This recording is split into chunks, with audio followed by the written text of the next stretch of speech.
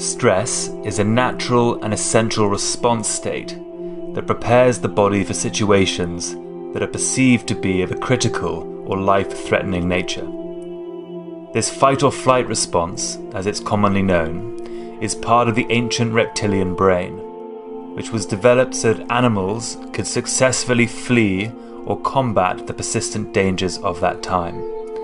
This physiological adaptation proved to be an essential component to their survival, which is why it still pervades our modern-day biological makeup. Most of us living in the developed world would agree that the environment we inhabit today is inherently less life-threatening than in previous periods, and yet most of us spend more time in this fight or flight state than ever before.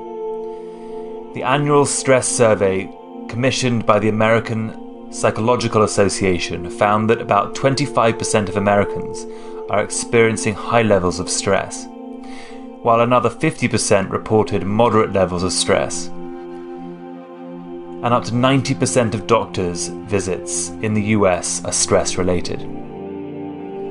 Stress has changed drastically over time. We no longer need to prepare ourselves to escape the jaws of an apex predator, but the same stress system is triggered by environmental toxins and perceived emotional stressors, such as worrying about financial or job security.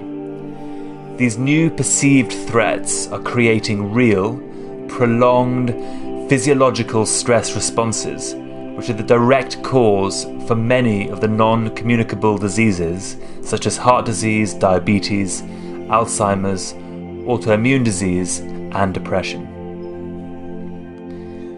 This powerful stress response is effective and useful when experienced for short periods of time. But when the stress hormones of adrenaline and cortisol remain in our system for prolonged periods, it can have meaningful adverse effects on our health and well-being. So what happens to us physiologically when we are under stress? When our senses signal to our brain that we are in a demanding or threatening situation, the amygdala communicates with the hypothalamus, which sends a signal directly to our adrenal system to stimulate an immediate fight or flight response.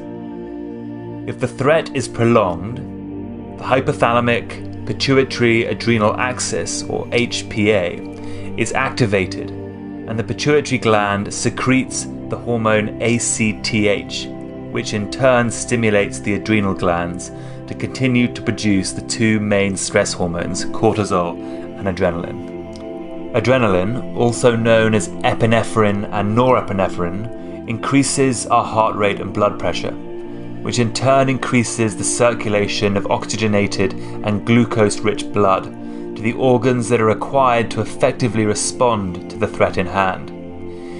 In a nutshell, adrenaline is a survival hormone, helping quicken our reactions and strengthen our body so that we are prepared for the physical danger we are confronted with.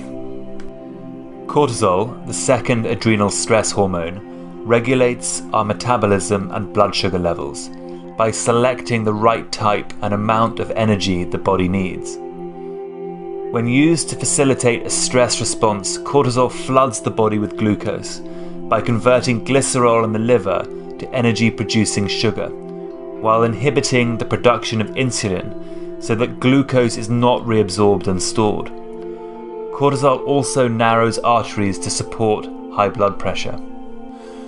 Once the threat is addressed, a negative feedback loop brings the hormone levels back into a homeostatic state by activating the parasympathetic nervous system, which is also known as the rest and digest part of the autonomic nervous system. When these hormones stay in our system for prolonged periods of time, the body can be subjected to a number of deleterious and harmful effects. When under chronic stress, the blood flow is redirected to organs that are essential for dealing with that stress, which leads to the neglect of other essential bodily systems.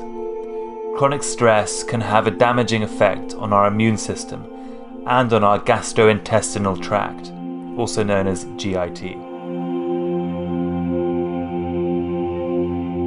Stress hormones, called CRFs, can cause inflammation in the gut and affect the diversity and health of the microbiome in our intestinal tracts. Research in mice has found that exposure to stress led to an overgrowth of certain types of bacteria, while simultaneously reducing microbial diversity in the large intestines of stressed mice.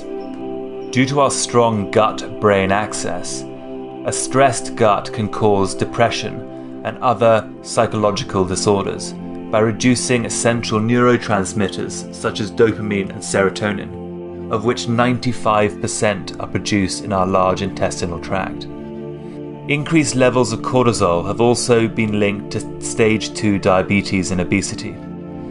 This stress hormone accumulates reserves of fat around organs, especially in the abdominal region, while also forcing the pancreas to produce more insulin. If continued for long periods of time, the insulin-producing beta cells become worn out, which causes the onset of stage 2 diabetes.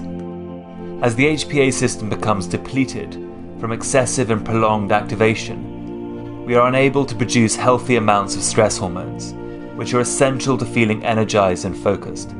This is typically known as adrenal fatigue. A number of studies have also shown that high levels of chronic stress can shorten the telomeres found at the end of each of our chromosomes. Scientists have also shown that shortened telomeres are clear signals of cell deterioration, with some scientists stating that the length of our telomeres can determine the length of our lifespan. In conclusion, stress is something we have to address on a daily basis. When managed properly, it facilitates a positive physiological response that helps us respond effectively to the demands and threats that we encounter.